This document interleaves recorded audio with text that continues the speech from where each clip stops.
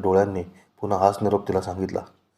बाहेर आलो, अंग पुसले आणि आसनावरती जाऊन पाठ टेकली. मंद गार वारा सुटला होता. दुपार टळून संध्याकाळ होण्याची लक्षणं दिसू लागली होती. आता छान झोप काढावी असा विचार मी केला. तसेही सुमारे 25 ते 27 किलोमीटर अंतर मी सलग तोडलं होतं. आता माझा डोळा लागणार इतक्यात एक म्हातारी माताराम आली आणि माझ्या डोक्यावर हात फिरवला. बुखार है क्या बाबाजी? नहीं मैया.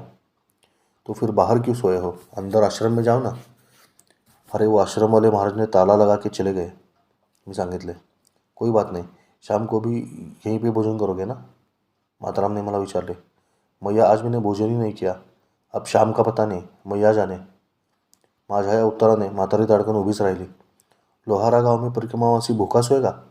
चिडून नेमाडी भाषेमध्ये तिने बहुतेक साधूला लाखोरी व्हायला सुरुवात केली. मी तिला म्हणालो, माताजी गलती मेरी है.